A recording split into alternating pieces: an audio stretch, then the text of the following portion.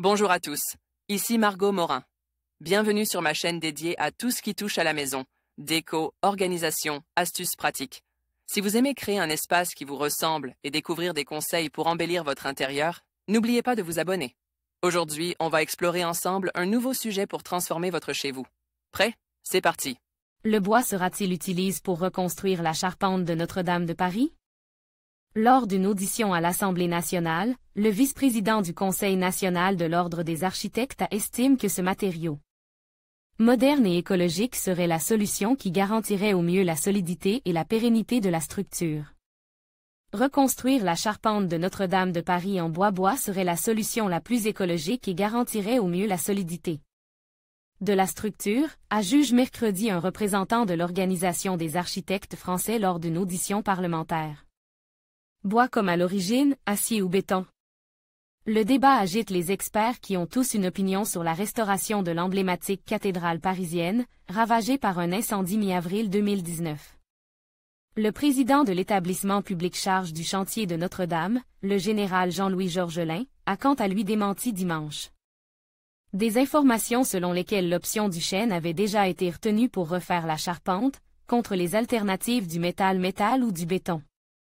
Il y aura étude, examen de toutes les options possibles, avait-il assuré, estimant qu'un lobbying de la filière bois pouvait être à l'œuvre. Parler de lobbying sur un sujet comme celui-là, ce n'est pas à l'échelle et à l'honneur de cet édifice, a réagi Eric Worth, vice-président du Conseil national de l'Ordre des architectes, lors d'une audition à l'Assemblée nationale. Notre-Dame de Paris pourrait retrouver la noblesse de sa charpente en bois reconstruite à l'identique. Fabiomax, Adobe Stock le bois, matériau le plus écologique.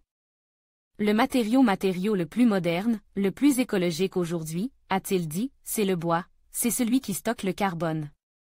Et il n'y a pas de contre-indication malgré toutes les fausses rumeurs. Quant à la question du coût, on n'est pas dans des logiques économiques, argent est là. Si l'ouvrage avait été en acier, il n'y aurait plus eu de cathédrale, ça a fait 800 ans qu'elle est là. Si l'ouvrage avait été en acier, il n'y aurait plus eu de cathédrale. Même avec toutes les protections, vu le brasier. Le fer tient une demi-heure, 1 heure, et après il se tord, il tire sur les parois et il fait tout écrouler. Il faut se méfier, a poursuivi M. Wirth, des fausses bonnes solutions, qui préconisent des charpentes métalliques ou en béton parce qu'elles seraient beaucoup plus légères. Ces cathédrales, elles tiennent structurellement, parce qu'il y a une masse sur une voûte, ça ne fonctionne que parce que c'est lourd.